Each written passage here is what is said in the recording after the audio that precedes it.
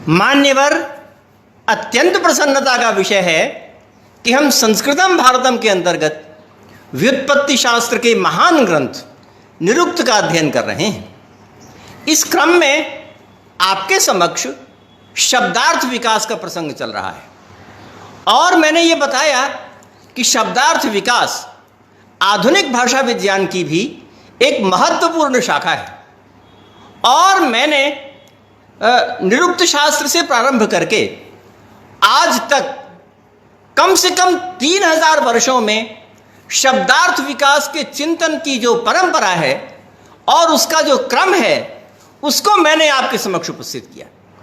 मैंने ये बताया कि शब्दार्थ विकास का जो चिंतन है वो विभिन्न शब्दों में, विभिन्न रूपों में, प्रत्येक युगों में प्रचलित रहा है और ये जो शब्दार्थ विकास है उस पर प्रमुख रूप से यास्काचार्य ने अर्थ संकोच की ओर ध्यान दिया है।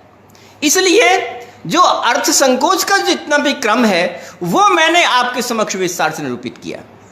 मैंने ये बताया कि सबसे पहले अर्थ संकोच के संदर्भ में परोक्ष वृत्ति शब्द प्राप्त होता है, उसके बाद अनाख्यातज शब्द प्राप्त होता है, उसके पश्चात योगरूढ़ शब्द प्राप्त होता है, उसके पश्चात जहद अजहल लक्षणा शब्द प्राप्त होता है और अंत में भाषा विज्ञान में अर्थ संकोच शब्द प्राप्त होता है। तो ये मैंने विस्तार से बताया कि ये क्रम है और इस क्रम से यह ऐसा हुआ है। जब निरुक्तकार ने परोक्ष वृत्ति तथा अनाख्यातज इत्यादि नाम देते हुए अर्थ संकोच का वर्णन किया, उसके पश्चात व्याकरण के विद्वानों ने भी और न्याय शास्त्र के विद्वानों ने भी योग रूढ़ नाम से अर्थ संकोच का वर्णन किया। दोनों शास्त्रों में योग रूढ़ का वर्णन हुआ है और योग रूढ़ शब्द का भी उल्लेख हुआ है, इसलिए उसके पश्चात न्याय और व्याकरण दोनों में योग रूढ़ का वर्णन हुआ और उसके पश्चात वेदांत शास्त्र में भी और साहित्य शास्त्र में भी लक्षणा का प्रयोग हुआ और लक्षणा में जो प्रासंगिक है, अर्थ संकोच के जो प्रासंगिक है उसको मैंने बताया कि वेदांत में जहद अजहल लक्षणा का निरूपण हुआ और साहित्य शास्त्र में भी उसका निरूपण हुआ। तो उसमें उन्होंने ये बताया कि लक्षणा के अनुसार किस प्रकार अर्थ संकोच होता है और अंत में मैंने भाषा विज्ञान के अनुसार जो शब्दार्थ विकास की 3 शाखाएं हैं उनमें से जो एक अर्थ संकोच है और अथवा कॉन्ट्रैक्शन ऑफ मीनिंग है, जिसको भाषा विज्ञान के लोग कॉन्ट्रैक्शन ऑफ मीनिंग कहते हैं, उसका मैंने निरूपण किया। तो मैंने यहाँ पर बड़े विस्तार से इन सब के निरूपण करने के पश्चात यास्काचार्य ने जो प्रश्न उठाए हैं उन प्रश्नों का वर्णन किया और अब इसके तत्काल पश्चात ही इनके उत्तर का निरूपण प्रारंभ होगा। इस प्रश्न के संदर्भ में अभी एक आध प्रश्न और हैं तो उनका वर्णन कर लेते हैं, उसके पश्चात इन प्रश्नों का जो उत्तर दिया गया है उस पर ध्यान देंगे। तो ये प्रश्न कर रहे हैं कि अगर सभी आख्यातज हैं अर्थात सभी नाम आख्यात से उत्पन्न हैं तो अनेक प्रश्न उपस्थित होते हैं और आगे ये प्रश्न भी उपस्थित होते हैं, जिस इसमें कहा अथ अनन्विते अर्थे अप्रादेशिके विकारे पदेभ्य पदेतरार्थान संचस्कार शाकटायन। कहते हैं शाकटायन को सभी प्रकार के शब्दों को आख्यातज बताने का इतना शौक था कि ऐसे शब्द जिसमें कि क्रमशः व्याकरण के नियमों के अनुसार आख्यातजत्व संगत नहीं हो पाता, वहां पर भी उन्होंने किसी तरह, चाहे व्याकरण के नियम लागू होते हो या नहीं, परंतु किसी तरह उनको शब्द को सिद्ध कर दिया, परंतु उससे उन्होंने हर हालत में आख्यातज बनाने की कोशिश की। तो उसकी पराकाष्ठा तब हुई जबकि उन्होंने सत्य शब्द का वर्णन किया। तो इसका उन्होंने कहा है कि कहीं कहीं ऐसा होता है कि आख्यातज होने के प्रसंग में अनन्विते अर्थे शब्द का उस अर्थ के साथ संबंध न हो। अनन्विते अर्थे, कभी कभी ऐसा, उदाहरण देंगे आगे, तो कहते हैं कि शब्द का उस अर्थ के साथ संबंध न हो और अप्रादेशिके विकारे और विकार जो है वो नियमों से विरहित हो। अप्रादेशिक माने अस्थान में, है ना, अस्थान में। स्थान कौन सा होगा? जहां पर नियम होगा, और जहां पर नियम नहीं होगा वहां अस्थान में होगा। तो अप्रादेशिक विकारे, ऐसा विकार कर दिया, किसी अक्षर के स्थान में ऐसा अक्षर उपस्थित किया जिसका कि कोई नियम नहीं है। देखिए, अपने यास्क ने भी और आधुनिक पाणिनि व्याकरण में भी ध्वनि का भी नियम बताया गया है। कुहोष्टु क की जगह पर च होता है, नियम बताया गया है। परंतु कहीं कहीं पर ऐसा होता है कि बिना नियम के ही किसी के स्थान में कुछ हो जाए तो उसमें प्रश्न उठता है, उसमें संदेह उठता है। तो कहते हैं कि शाकटायन ने अपने शब्दों को आख्यात सिद्ध करने के लिए कहीं कहीं बिना नियम के ही किसी के भी स्थान में कुछ भी अक्षर कर दिया। तो ये तो उचित नहीं है। शब्द अर्थ के स्थान में अर्थ रखना भी नियम के अनुसार होना चाहिए, अनियमित ध्वनि परिवर्तन नहीं होना चाहिए। तो कहते हैं कि विकार अप्रादेशिक हो गया। अप्रादेशिक माने अस्थान में हो गया, उसकी जगह नहीं थी फिर भी वह हो गया। और जगह कहाँ नहीं थी? जहां पर उसका नियम नहीं था। तो अप्रादेशिक विकार क्या मतलब हुआ? कि किसी के स्थान में कोई आदेश अनियमित रूप से हो गया, यह अर्थ हुआ। तो अनियमित रूप से पदेभ्य पदेतरार्धान संचस्कार, एक पद से एक पद के आधे को सिद्ध किया, एक पद से एक पद के आधे को सिद्ध किया। ये काम शाकटायन नाम के एक महान वैयाकरण ने किया। तो जैसे इसका उन्होंने उदाहरण दिया है एते कारितम च यकारादिम च अंतःकरणम। कहते हैं कि सत्य शब्द की सिद्धि करनी है। सत्य, तो सत्य शब्द की सिद्धि करने के लिए उन्होंने एक ही शब्द में दो धातुओं का उपयोग किया, है ना। अब व्याकरण के नियम में तो ऐसा होता नहीं। व्याकरण के नियम में तो एक धातु और एक प्रत्यय, तो प्रत्यय की बहुलता हो जाती है, मगर अर्थात एक धातु से अनेक प्रत्यय लाके भी सिद्ध हो जाता है। पचती होता है, पचती ताराम भी बनता है। तो एक धातु से अनेक प्रत्यय भी आते हैं। परंतु ऐसा कहीं नहीं होता कि किसी भी शब्द की सिद्धि के लिए दो धातु और एक प्रत्यय हो, ऐसा नहीं होता। परंतु शाकटायन ने अपनी सिद्धि करने के लिए, सत्य शब्द की सिद्धि करने के लिए एक ही शब्द में दो धातुओं का उपयोग किया। और कौन कौन सी धातु का उपयोग किया? एक तो अस धातु का उपयोग किया और एक ई धातु का उपयोग किया, इण धातु का, है ना। तो उन्होंने विग्रह किया संतम अर्थम आययति।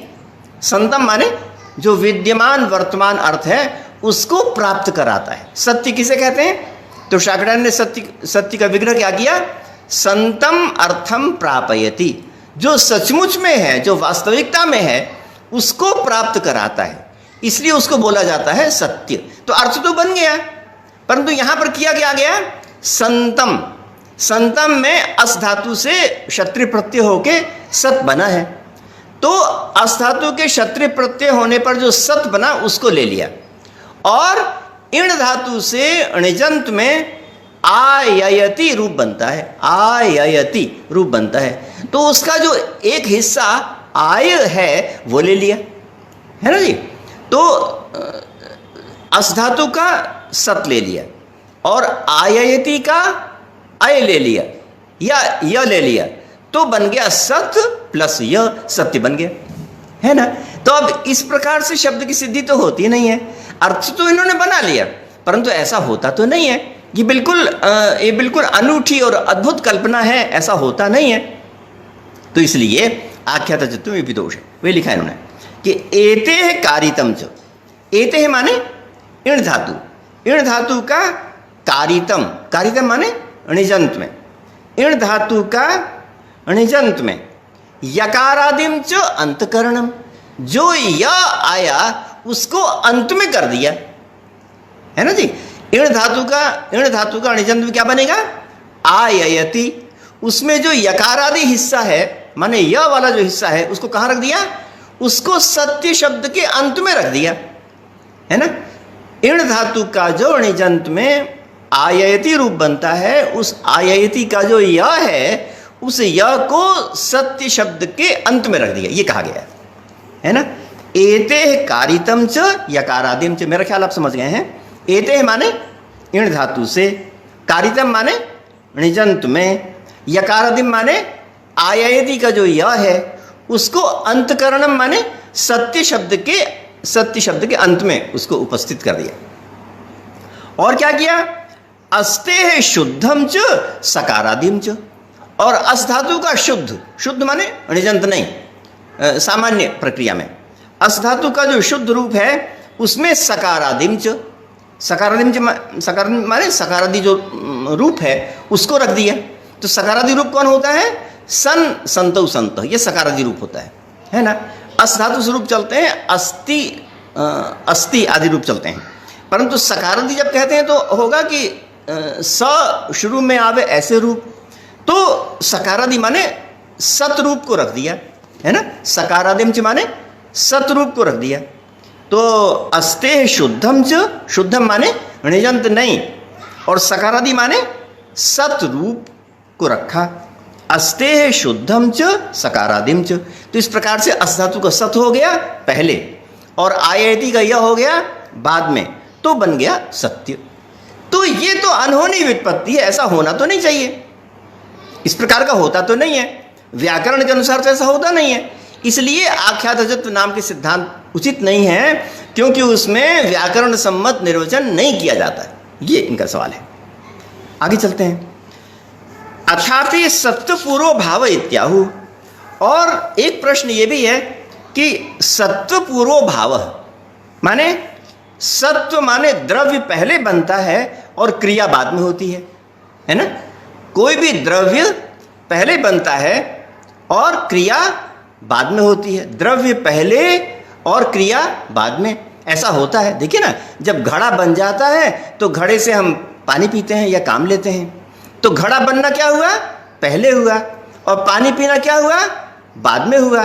तो द्रव्य पहले और क्रिया बाद में, ऐसा नियम है, दुनिया में ऐसी रीति है, दुनिया में ऐसा ही होता है कि द्रव्य पहले बनता है और क्रिया बाद में होती है।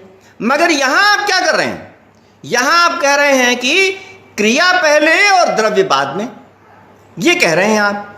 जैसे कि वस्त्र शब्द है, तो वस्त्र शब्द का क्या अर्थ हुआ? जो जिसका परिधान किया जाता है, जिसको ओढ़ा जाता है, उसको वस्त्र कहते हैं। तो ओढ़ना अथवा परिधान जो क्रिया है वो पहले हो गई और वस्त्र बाद में हो गया। जबकि दुनिया में क्या होता है? वस्त्र पहले बनता है और क्रिया बाद में होती है। तो ये प्रश्न कर रहे हैं। अथापि सत्वपूर्व भाव, सत्वपूर्व भाव माने सत्व पहले भाव बाद में, सत्व माने द्रव्य पहले और भाव माने क्रिया बाद में। ऐसा होता है, दुनिया में ऐसा होता है कि सत्व पहले और क्रिया बाद में। मगर निर्वचन के समय कैसा होता है? निर्वचन के समय क्या हो गया? क्रिया पहले और सत्व बाद में, तो उल्टा हो गया ना। तो कहते हैं कि दुनिया में जैसी रीति है, दुनिया में उसी प्रकार से आपको करना चाहिए। दुनिया में तो रीति यह है कि द्रव्य पहले क्रिया बाद में, और आप व्युत्पत्ति करते समय करते हैं कि क्रिया पहले द्रव्य बाद में। तो ये विपरीत रीति है, ऐसा नहीं होना चाहिए। अपरस्मात् भावात् पूर्वस्य प्रदेशो नोपपद्यते। अपरस्मात् भावात् माने भाव से पहले पूर्व का नामकरण नहीं होना चाहिए। प्रदेशा माने नामकरण, प्रदेशा माने नामकरण नहीं होना चाहिए। तो इतने दोष दिए, किसमें दोष दिए? आख्यातज मानने में इतने दोष दिए। अब आगे उनका क्रमशः समाधान कर रहे हैं, है ना। अभी तक आख्यातज को मानने में इतने दोष दिए और अब इसका आगे समाधान कर रहे हैं। कहते हैं कि तदेतन नोपपद्यते, इसमें आख्यातजत्व के दोष देने में जो आपने इतनी बातें कही वो समुचित नहीं है। आख्यातजत्व के दोष देने में जो बातें आपने कही, जो प्रश्न उठाए हैं वो सही नहीं है। नोपपद्यते यथो ही नुवाएतत् तद यत्र स्वर संस्कारौ समर्थौ प्रादेशिकेन गुणेन अन्वितो स्याताम सर्वं प्रादेशिकम इत्येवं सति अनुपालम्ब एष भवति। सबसे पहले प्रश्न पर ध्यान दीजिए, है ना। पहले प्रश्न क्या कहा था कि ऐसे कुछ उदाहरण जहां पर कि स्वर और संस्कार ठीक प्रकार से मिल जाते हैं वहां तो ठीक है ना। जैसे पचती है, पठती है, हमको इसमें स्वर संस्कार पता चल गया। क्या पता चला? कि पच धातु है, अति प्रत्यय है और दिख भी रहा है। पचती में पच धातु, अति प्रत्यय दिख भी रहा है। तो यहां पर तो स्वर संस्कार सही हो गए। मगर जहां पर स्वर संस्कार सही नहीं होते, जैसे गौ अश्व है, वहां पर पता ही नहीं चलता कि गम धातु है कि नहीं, है ना। तो जहां पर पता नहीं चलता कि गम धातु है कि नहीं, वहां पर यह कहना कि गौ आख्यात है, ये कहना ठीक नहीं है। ये क्या हुआ? ये प्रश्न हुआ। इस प्रश्न का जवाब ये देते हैं कि आप जिसको ये समझते हैं कि यहां पर स्वर और संस्कार ठीक प्रकार से नहीं लग पाए, ये आपकी अज्ञानता है। वास्तव में यहां पर भी स्वर संस्कार ठीक प्रकार से लग जाते हैं, है ना। उत्तर क्या दिया? उत्तर ये दिया कि आप जो ये समझते हैं कि गौ में प्रकृति प्रत्यय नहीं मालूम पड़ता, यह वास्तव में उचित नहीं है। यह आपको मालूम नहीं है। वास्तव में तो गौ में भी प्रकृति प्रत्यय मालूम चल जाता है। कैसे मालूम चल जाता है? अगर उनादि की सूत्र लगाएं तो वही लिखा है, यथो ही नुवाए तत् यत्र स्वर संस्कारो समर्थो प्रादेशिकेन गुणेन अन्वितो स्याताम। जहां जहां पर स्वर संस्कार, जहां जहां पर स्वर संस्कार माने जहां जहां पर प्रकृति प्रत्यय और संस्कार माने उसके स्थान में आदेश इत्यादि, वो समर्थो प्रादेशिकेन गुणेन अन्वितो स्याताम, वो सही प्रकार से हो जाते हैं। तो आगे इसका जवाब दिया, सर्वम प्रादेशिकम। हमारा तो मत यह है कि सब कुछ नियमानुसार है। प्रादेशिक माने नियमानुसार।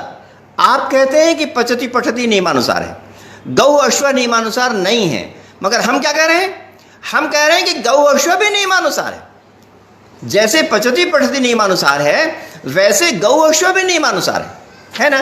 तो गौ अश्व में नियमानुसार कैसे है, इसके लिए आप व्याकरण का अध्ययन कीजिए, है ना। व्याकरण का अध्ययन कीजिए। व्याकरण में बातें बताई गई हैं कि यहां पर कौन धातु कौन प्रत्यय है। तो अगर आप व्याकरण का अध्ययन कर लेते हैं तो आपको यह पता चल जाएगा कि गौ अश्व भी नियम के अनुसार ही बना है। तो जवाब क्या दिया? जवाब यही दिया कि पचति पठति भी नियम के अनुसार है और गौ अश्व भी नियम के अनुसार है, अगर व्याकरण के नियमों को पढ़ लिया जाए तो भली प्रकार व्याकरण के नियमों को पढ़िए और पढ़ करके आप उनको भी नियम के अनुसार बता देंगे, मान लेंगे। ये जवाब दिया। आगे कहा, यथो एतद् यह कश्चित् तत्कर्म कुर्यात् सर्वं तत् सत्वं तथा चक्षीरन् इति पश्यामः समान कर्मणां नामधेय प्रतिलंबम एकेषां नैकेषां यथा तक्षा परिव्राजको जीवनो भूमिजयति। तो इसके लिए दूसरे नंबर का जो प्रश्न है उसको ध्यान कीजिए। दूसरे नंबर के प्रश्न पर ये कहा था कि अगर सभी शब्द आख्यातज हों, अगर सभी शब्द आख्यात से उत्पन्न हों, तो उस क्रिया को करने वाले जितने भी लोग हैं उनका वह नाम पड़ जाना चाहिए। ये प्रश्न था, है ना। मैं प्रश्न को फिर से दोहरा रहा हूं। प्रश्न ये था कि अगर सभी शब्द क्रिया से उत्पन्न होते हैं तो उस क्रिया को करने वाले जो हैं उन सब का वो नाम पड़ जाना चाहिए, ये कहा था। जैसे कि यह कश्चन अध्वानम अश्नुवीत अश्वसवचनीय स्यात्। जो भी रास्ता नापे, जो भी दूर दूर तक भागे चले, उसको भी अश्व कह देना चाहिए, है ना, क्योंकि अश्व इसी प्रकार बना है। तो ऐसा क्यों नहीं होता?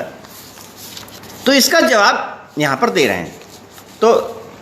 तो देखिए, आगे जितने भी जवाब दिए हैं उन जवाब देने में एक ही बात है, और इस बात को आप अगर भली प्रकार समझ लेंगे तो आगे जितने जवाब हैं वो सही हो जाएंगे।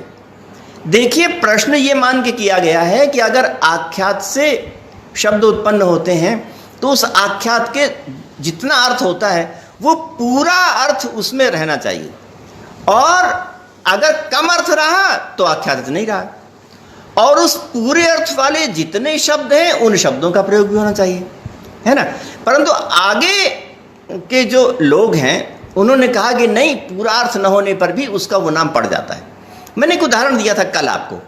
मैंने कल कहा था कि जैसे अब्राह्मण शब्द होता है, तो अब्राह्मण शब्द में मान लीजिए किसी ब्राह्मण में कुछ धर्म अथवा कुछ गुण कम हो गए, तो कुछ गुण के कम होने पर कोई व्यक्ति ये कहता है कि ये तो ब्राह्मण रहा ही नहीं, क्योंकि उसमें कुछ गुण कम हो गए।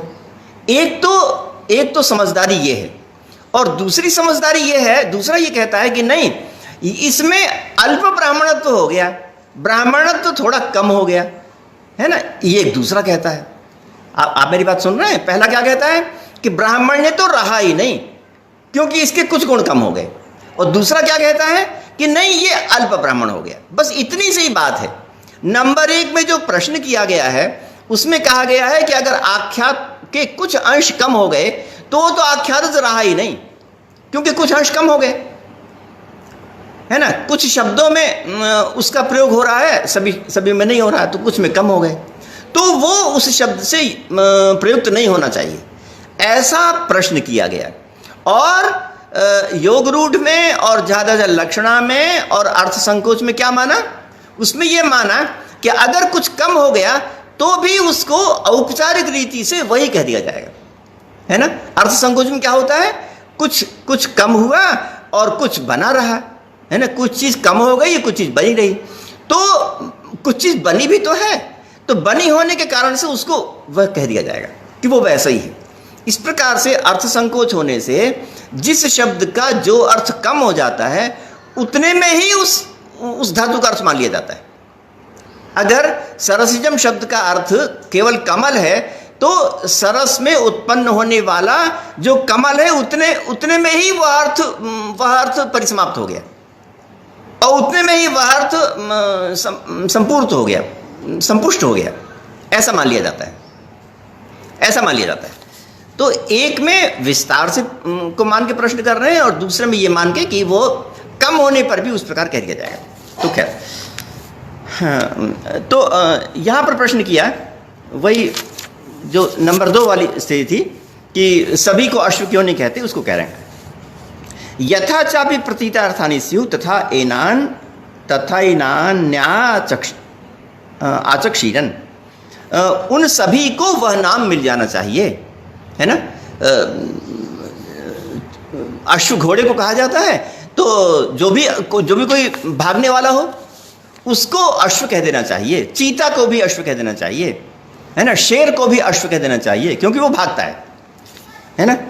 तो कहते हैं, इसका जवाब दे रहे हैं कि संति अल्प प्रयोगाः कृतोपि एक पदिकाः।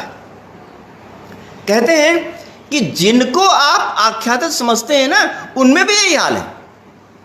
वो कहते हैं कि अर्थ संकोच वाली जो स्थिति है वो केवल जिनको आप अनाख्यात मान रहे हैं उनमें ही नहीं, जिनको आप सचमुच का आख्यात मान रहे हैं उसमें भी अर्थ संकोच देखा जाता है ना। अल्प प्रयोगाः कृतोपि, जो कृदंत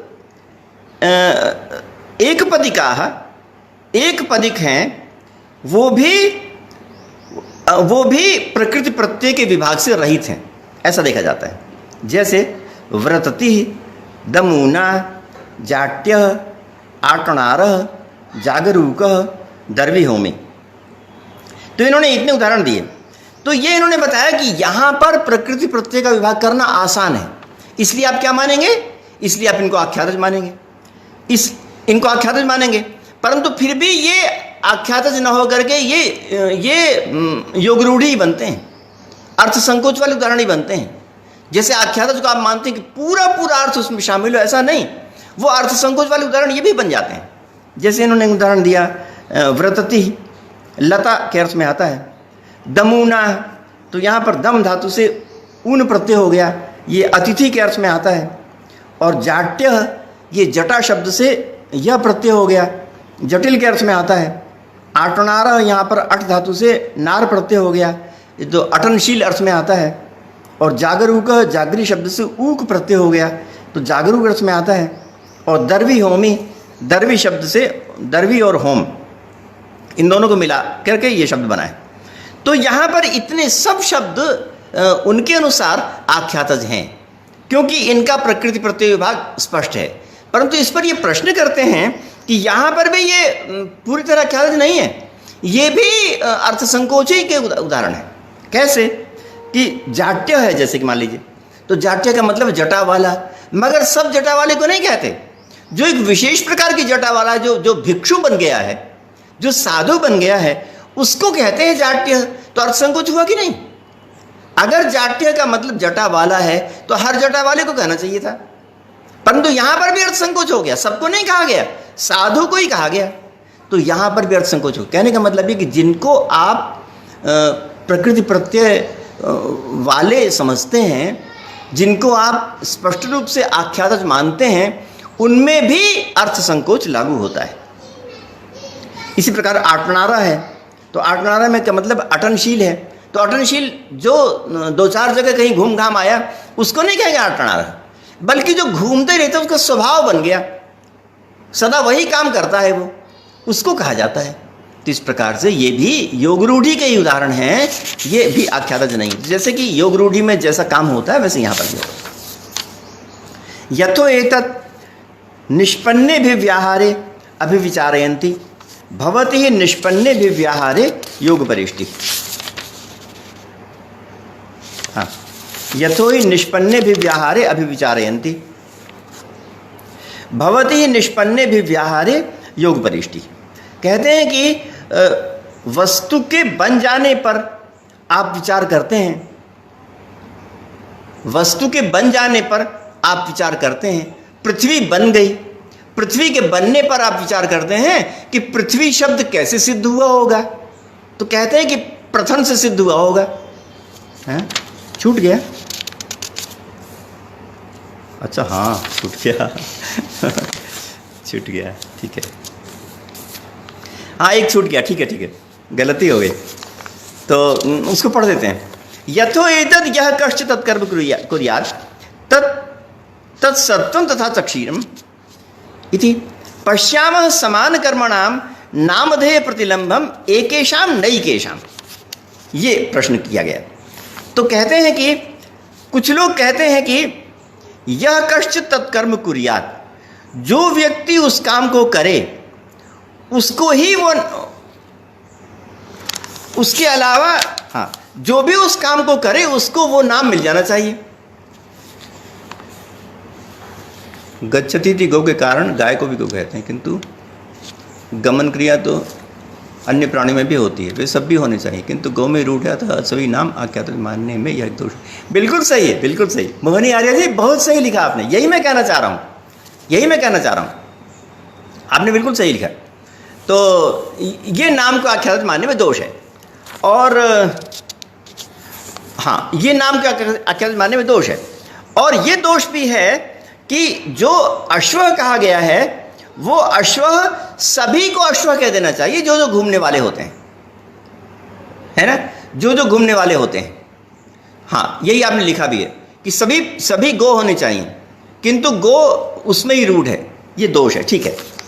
तो इसका उत्तर दे रहे हैं, कहते हैं कि इति पश्यामः समान कर्मणाम नामधेय प्रतिलंबम एकेषां नैकेषां।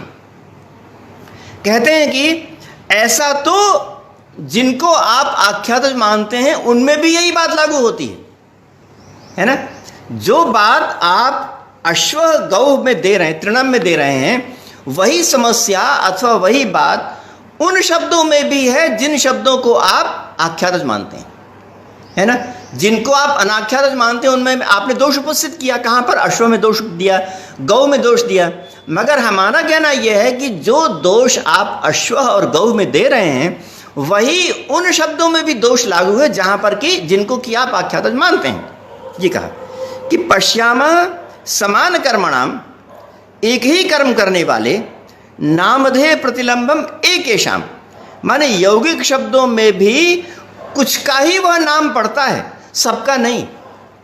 जैसे गौ शब्द एक विशेष पशु के लिए ही आता है, सबके लिए नहीं। उसी प्रकार से जो आख्यातज शब्द हैं उन शब्दों में कुछ का ही वो नाम पड़ता है, सबका नहीं, है ना।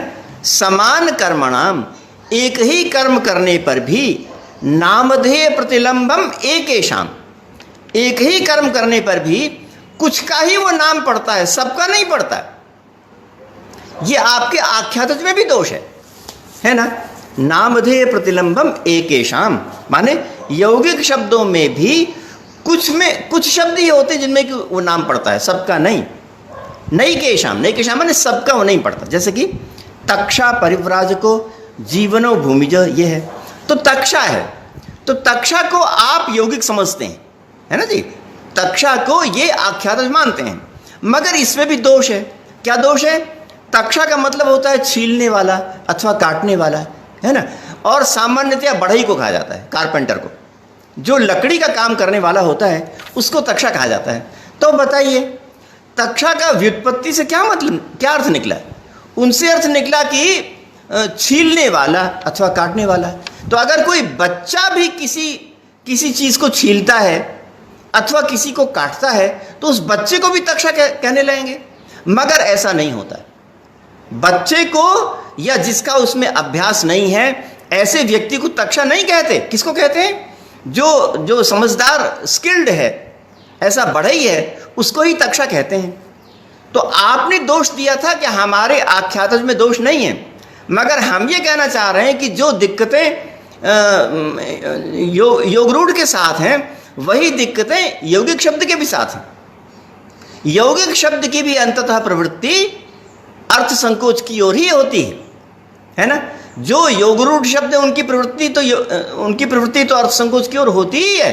यौगिक शब्दों की भी प्रवृत्ति अंततः अर्थ संकोच की ओर होती है। तो इसलिए मानना होगा कि अर्थ संकोच और योगरूढ़ का जो अर्थ है वही अर्थ मानना होगा। मतलब कुछ शब्द कम हो गया, कुछ अर्थ कम हो गया और फिर भी उसको वो नाम दे दिया गया। वही लिखा है, मेरा ख्याल समझ गए आप लोग। पश्याम समान कर्मणाम नामधेय प्रतिलंबम एकेशाम का मतलब एक ही काम करने वाले जो बताने वाले जो शब्द हैं उनमें से कुछ का ही नाम पड़ता है। जैसे कि तक्षा, तक्षा में क्या हुआ है? छीलना अर्थ है। तो छीलना अर्थ वाला जो तक्षा शब्द है, वो तक्षा शब्द जो है वो किसी विशेष को ही, कुछ को ही तक्षा कहते हैं। सब छीलने वाले को तक्षा नहीं कहते। तो एके शाम नामधेय प्रतिलंब हो गया ना, कुछ का ही नामधेय हो गया। कुछ का किसका? केवल बढ़ई को ही तक्षा कहते हैं। नई के शाम माने सबको माने बालक को अथवा सामान्य व्यक्ति को तक्षा नहीं कहते। तो इससे क्या हुआ? इससे यह हुआ कि आख्यात जिनको आप मानते हैं वो भी वास्तव में योगरूढ़ होते हैं, ये सिद्ध हुआ है ना। तो सिद्ध हुआ कि योगरूढ़ तो मानना ही पड़ेगा, है ना। अगर आप ये माने कि उस धातु का प्रत्येक अर्थ विस्तृत रूप से लग जाना चाहिए, वो संभव नहीं है। वहां पर भी योगरूढ़ तो मानना ही पड़ता है। इसी प्रकार से परिव्राजका है। परिव्राजका माने घूमने वाला होता है। तो सब घूमने वाले को नहीं कहते, जो सन्यासी हो जाता है उसको परिव्राजक कहते हैं। तो यहां भी अर्थ छोटा हो गया ना। आख्यातज के अनुसार तो अर्थ छोटा नहीं होना चाहिए। आख्यात जितना अर्थ को कहीं विस्तृत होना चाहिए, परंतु जिनको आप यौगिक समझते हैं उनमें भी अर्थ छोटा हो गया। तो आप ये मानिए कि सब जगह योगरूढ़ी वाली बात लागू होती है। कहाँ कहाँ? यौगिक में भी योगरूढ़ की ओर प्रवृत्ति होती है और योगरूढ़ में तो योगरूढ़ की ओर प्रवृत्ति होती ही है। इस प्रकार से जीवना ये जल को कहते हैं। तो कोई भी वस्तु जो जीवन देने वाली हो उसको कहना चाहिए, परंतु ऐसा नहीं है, केवल जल को ही कहते हैं। भूमिज ये वृक्ष को कहते हैं, तो सबको नहीं कहते। तो इस प्रकार से ये स्पष्ट हुआ कि आख्यातज होने पर भी योगरूढ़ तो सबको मानना ही पड़ेगा। ये इससे उत्तर हो गया। आगे वाला हमने बता ही दिया है, इसलिए आगे चलते हैं। यथो एतत् निष्पन्ने भी व्याहारे अभिविचारयन्ति भवति ही निष्पन्ने भी व्याहारे योग परिष्टि। उस पर प्रश्न किया कि जब वस्तु बन जाती है उसके बाद आप सोचते हैं कि ये कैसे बना होगा, ये कैसे बना होगा। मतलब वस्तु पहले बन जाती है और उसका नाम पड़ जाता है, फिर आप सोचते हैं कि ये नाम कैसे पड़ा होगा। जैसे पृथ्वी के लिए आया तो पृथ्वी में पृथ्वी बन गई और पृथ्वी का नाम पड़ गया। फिर आपने ये सोचा कि पृथ्वी नाम क्यों पड़ गया, कैसे पड़ गया। हाँ, संदीप कुमार जी ने प्रश्न किया, अर्थ विस्तार भी तो योगरूढ़ शब्दों का हो जाता है, जैसे कुशल, कृपया स्पष्ट करें। तो देखिए, कुशल का वर्णन हम यहाँ नहीं कर रहे हैं।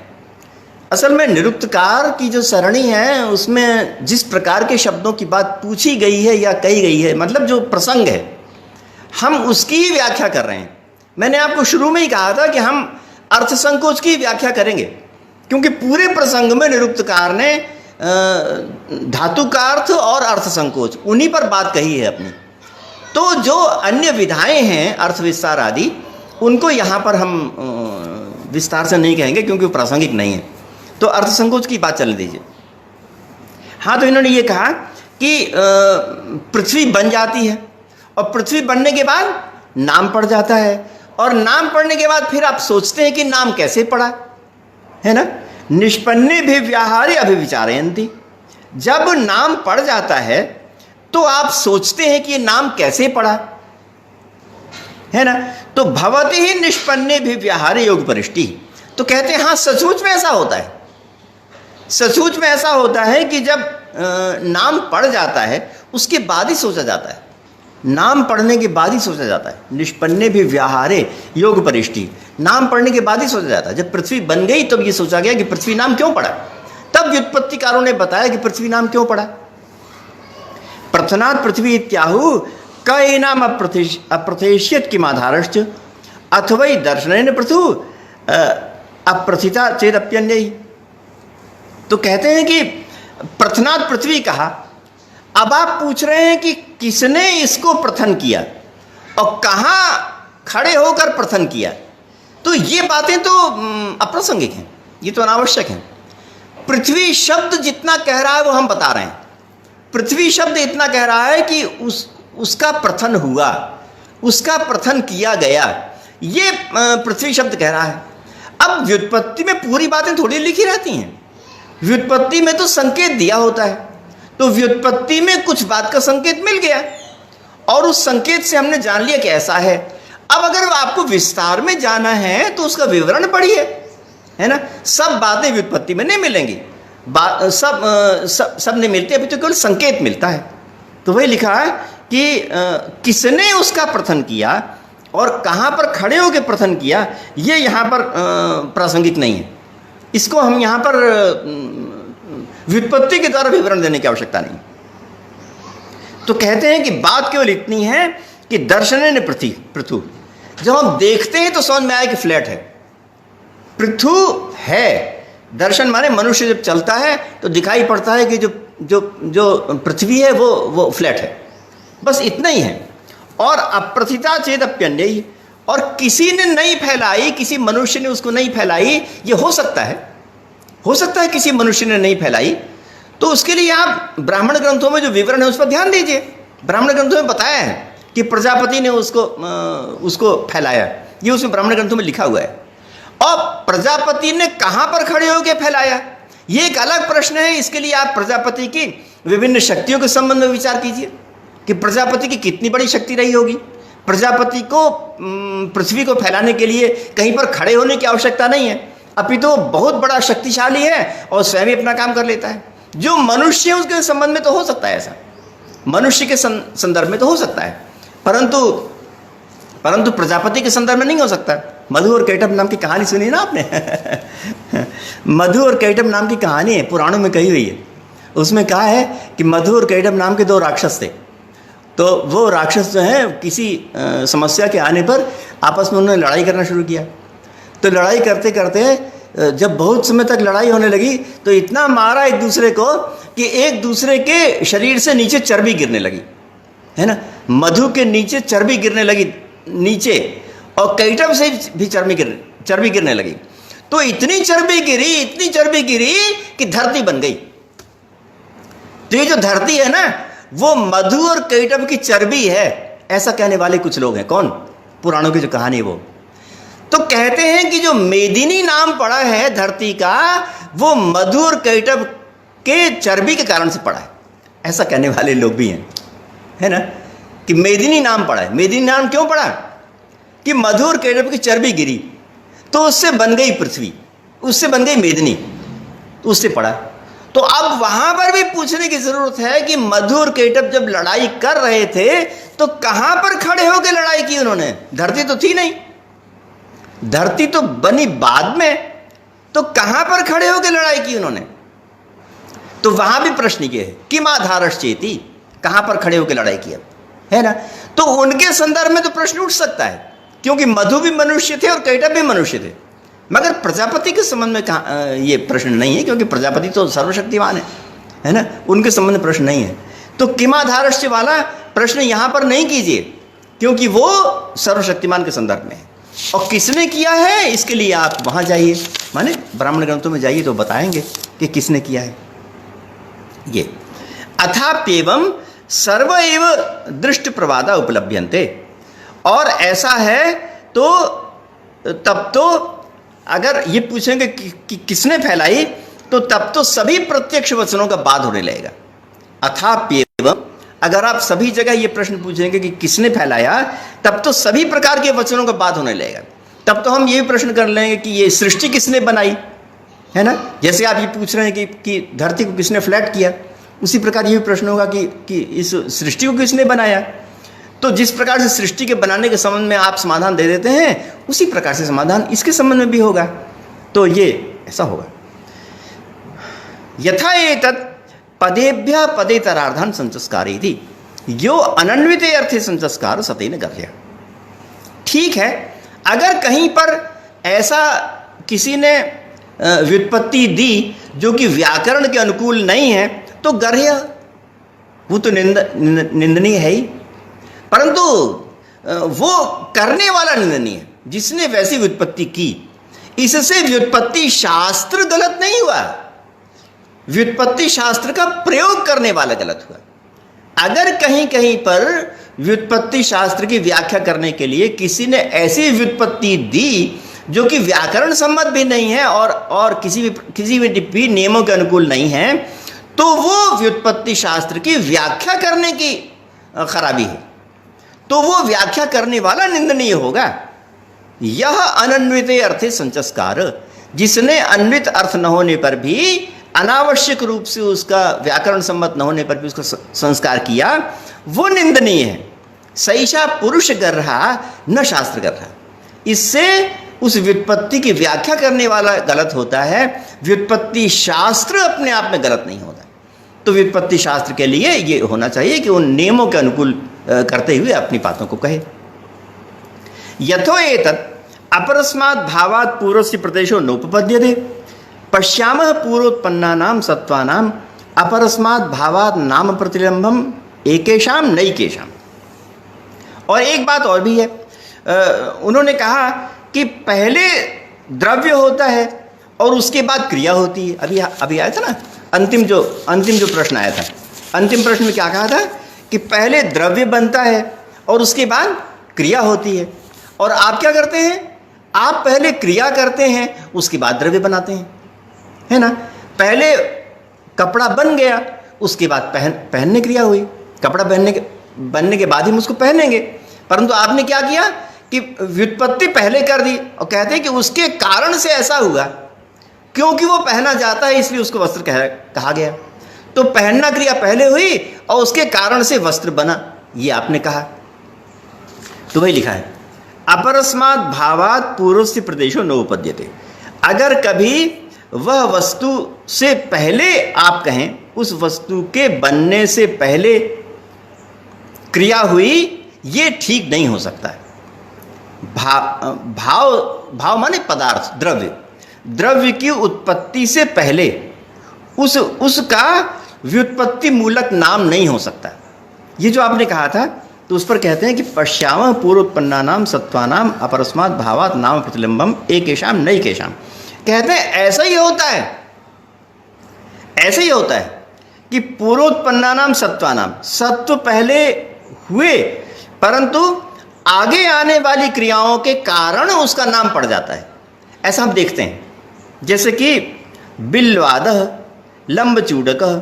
तो लंबचूडकः मुर्गा को कहते हैं, तो कहते हैं कि वो मुर्गा छोटा सा है, अभी उसके गर्दन पर कलंगी आई नहीं है, परंतु फिर भी उसका नाम पड़ गया लंबचूडकः।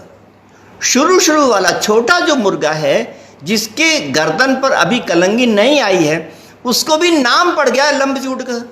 तो हमने नाम कैसे रख दिया, द्रव्य बाद में आया, जब वो बड़ा हो जाएगा तब द्रव्य आया। कौन सा द्रव्य, कलंगी वाला, वो द्रव्य बाद में आएगा। मगर हमने क्या कर दिया, हमने पहले ही उसको बोल दिया, शिशु दशा में ही उसको बोल दिया लंबचूडकः, ऐसा बोल दिया। तो ऐसा हो जाता है, किसी चीज़ को बाद में आना हो और नाम पहले हो जाता है, किसी को बाद में उत्पत्ति होना हो और क्रिया पहले कह दी जाती है, ऐसा हो जाता है ना। तो ये बात सही है। अब देखिए ना, लंबचूडकः ये नाम किसी एक द्रव्य का थोड़ा ही है, वो जाति माने मुर्गे की जो जाति है वो है। तो जो शिशु मुर्गा है, उससे पहले भी तो बहुत से मुर्गा रहे हैं ना, तो उनसे पहले जो मुर्गा रहे हैं उनकी कलंगी तो थी, तो उस दृष्टि से उसका नाम पहले पड़ गया। अब ये जो द्रव्य आएगा उसके बाद में कलंगी आएगी, परंतु पहले जो मुर्गे हैं उनकी दृष्टि से उसका नाम लंबचूटका हो गया। तो जाति की दृष्टि से उसका नाम लंबचूटका पड़ गया, व्यक्ति की दृष्टि से नहीं पड़ना चाहिए था। द्रव्य की दृष्टि से जो छोटा शिशु मुर्गा है उसको लंबचूटका नहीं कहना चाहिए था। मगर जवाब क्या है? जवाब यह है कि जाति की दृष्टि से, कहने का मतलब ये कि वो जो छोटा मुर्गा, इसके अलावा जितने बहुत से मुर्गे हैं उनकी दृष्टि से। हाँ, मोहिनी जी ने लिखा भाविनी संज्ञा। हाँ ठीक है, भाविनी संज्ञा द्रव्य पक्ष में हो सकती है, द्रव्य पक्ष में भाविनी संज्ञा हो सकती है, और ये जो मैं बात कह रहा हूँ जाति पदार्थ में भी हो सकती है। द्रव्य पक्ष में भाविनी संज्ञा हो सकती है, भाविनी संज्ञा का मतलब आगे उसमें कलंगी आनी है। मगर जाति पक्ष में वैसे भी हो जाएगा। जाति पक्ष का मतलब कि केवल वही मुर्गा तो नहीं ना है, बहुत से ऐसे मुर्गे हैं जो कि इससे पहले उत्पन्न हो चुके हैं और बड़े हो चुके हैं, कलंगी आ चुकी है, इसलिए उनकी दृष्टि से उसको लंबचूटका कह दिया गया। उसके बाद उसमें बाद में आ जाएगी। ठीक है, तो पश्यामः पूर्वोत्पन्नानाम सत्वानाम, ऐसा हम देखते हैं अन्य पदार्थों में कि उसमें सत्व से पहले उत्पन्न हुए पदार्थों का बाद में उत्पन्न होने वाली क्रिया से नामकरण देखा जाता है। अपरस्मात् भावात् नाम प्रतिलिंबम। अपरस्मात् भावात् माने बाद में होने वाली क्रिया, बाद में उत्पन्न होने वाली क्रिया से नामकरण देखा जाता है। नामधेय प्रतिलिंबम, है ना, नामधेय देखा जाता है ना, और कहीं देखा जाता है और कहीं नहीं केशाम, कहीं नहीं देखा जाता। यथा बिल्वादः और बिल्वादः लंबचूटकः। तो बिल्वादः शब्द का अर्थ नहीं मालूम है, मगर किसी छोटे से जानवर का नाम है, परंतु स्पष्ट नहीं है। कुछ लोग कहते हैं बिल्वादः बैल का नाम है, मगर ठीक नहीं है, किसी अन्य पशु का नाम है, अब ये स्पष्ट नहीं है, मगर किसी एक का नाम है। तो इस प्रकार से कोई रूढ़ है तो उसने बाद में वो बिल्व खाएगा, परंतु पहले ही जो छोटा है उसको भी कह दिया जाता है। हाँ, डॉक्टर प्रियंका जी ने लिखा जाति की दृष्टि से पहले लंबचूटका कह दिया गया। बहुत अच्छा, बहुत अच्छा आपने कहा, बहुत बढ़िया। तो इस प्रकार ये हो गया बिल्वम भरणाद्वा भेदनाद्वा। और बिल्व शब्द जो बना है वो इसलिए क्योंकि उसको भोजन किया जाता है और अथवा उसको तोड़ा जाता है, इसलिए उसको बिल्व कहा जाता है। तो ये प्रकरण पूरा हो गया और इस प्रकरण में ये बताया गया कि सभी शब्द आख्यातज हैं परंतु योग रूढ़ होते हैं, है ना। जो योग रूढ़ वाली जो बात है उसको उन्होंने जो यौगिक शब्द है उसमें भी मान लिया। मतलब योग रूढ़ की जो प्रवृत्ति है वो यौगिक शब्दों में भी होती है और योग रूढ़ में तो अवश्य होती। तो योग रूढ़ शब्दों को भी इन्होंने स्वीकार कर लिया। तो यही प्रकरण है और इस प्रकरण में जितने भी दोष दिए कि योग रूढ़ होने के कारण से जितने भी दोष आते हैं वो सभी का निवारण कर दिया और अंत में स्थापित किया कि शब्द योग रूढ़ भी अवश्य होते हैं। और मैंने कहा आपको कि आधुनिक भाषा वैज्ञानिक कहते हैं कि योग रूढ़ के द्वारा अर्थ संकोच होता है और अर्थ संकोच जो होता है वो भाषा के विकास की एक पहचान है, ऐसा आधुनिक भाषा विज्ञान के लोग कहते हैं। आधुनिक भाषा विज्ञान के लोग कहते हैं कि जो हाँ मान्यवर मनस्तोष भट्टाचार्य ने लिखा है बिल्वम अति बिल्वादः। नहीं, ये तो ठीक है, मगर बिल्वादः ये विशेष रूप से किस जानवर का नाम है ये स्पष्ट नहीं हो रहा है। आप बताइए आप बताइए। तो आधुनिक भाषा वैज्ञानिकों ने ये कहा कि भाषा का विकास जब होता है तो विस्तार से संकोच की ओर भाषा अवश्य जाती है ताकि उसको एकदम स्पष्ट ठीक उसी अर्थ को हम प्रतिपादन कर पाएँ। तो संकोच की ओर प्रवृत्ति होती है तो संकोच भी अवश्य होता है। तो अर्थ संकोच होता है और अर्थ संकोच विभिन्न शास्त्रों ने स्वीकार किया है और निरुक्तकार ने भी अपने शब्दों में अर्थ संकोच को स्वीकार किया है। यही इसका उपसंहार है। तो आपने मेरी बात को बहुत विस्तार से ध्यानपूर्वक सुना है, इसलिए आपको बहुत बहुत धन्यवाद।